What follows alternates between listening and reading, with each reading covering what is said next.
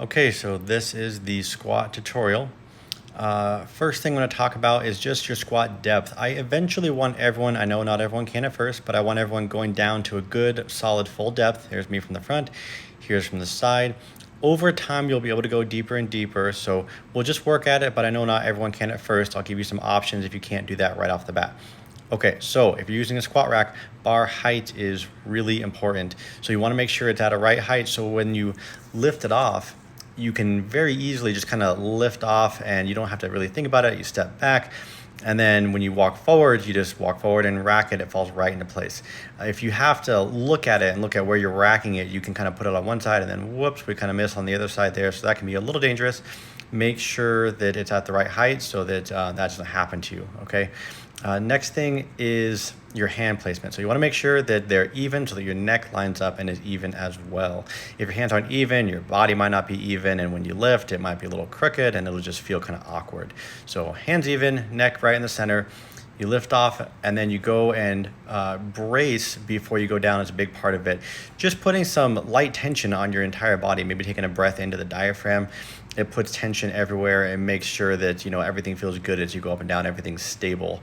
That'll reduce injury a lot. Next, just making sure that your feet, your entire foot stays on the ground the whole time is an important aspect of this as well. So, big toe, little toe, and your heel are good, 3 points to think about when squatting, making sure that you're keeping your feet totally on the ground. When you're filming this, if you film from the side, it's helpful for me so I can judge correctly. Make sure your feet are planted, and then if your camera is showing all the way down to your feet. So when you go all the way down, you'll see your hips rotating under a little bit sometimes. That's kind of a funny term. It's actually called butt wink. So that tends to reduce over time with a lot of clients of mine, just with some time and some practice and a little mobility, it'll reduce over time, but it's largely a bone structure, it's genetics, so if you have excessive butt wink, you don't have to go down to where your hips are really rotating under really far. So, film it for me, make sure I can see everything, and we'll go over some tips to see how far you should be going down. So if this is a little bit too heavy, there's other options. You can just do a body weight squat or, and you could use a kettlebell even. So I'll show you that here. So just going to do a squat holding a kettlebell in the front. Just like that. The bar is 45 pounds. I believe the kettlebell I'm holding is about 20 pounds. And even if that's too difficult holding a kettlebell, you can just do body weight squats and just work on your depth, work on, good form.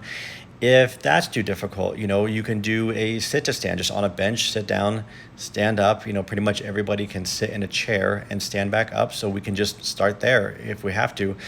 And then we can increase weight, increase resistance by holding something like a kettlebell. And you'll get stronger this way. And then maybe your 10 rep round, your 5 rep round, all your rounds are, a sit to stand. And maybe your 1 rep round one day is, body weight without sitting down on anything. And then, we eventually increase the weight, increase resistance, and get you to where you need to be. Okay, so next we will go over ankle mobility. So this can be a bit of a limiting factor with a lot of people. If your ankles aren't mobile enough, your shin can't go that far forward and your knees can't go past your toes like I'm showing there. It'll force your butt to kind of go back if your shins can't go forward. That's a lot of pressure on your lower back. We want to avoid that, so we can work on some ankle mobility type things. Some people put their heels up on something. Even squat shoes you'll see is basically a raised heel shoe. Some people put their ankles up on something, and when you saw me go down and up there, my shin didn't have to go so far forward. So we'll figure out what works for you. You kind of play with it and see what works, and we'll figure out some good options. Make sure you're progressing in the right direction.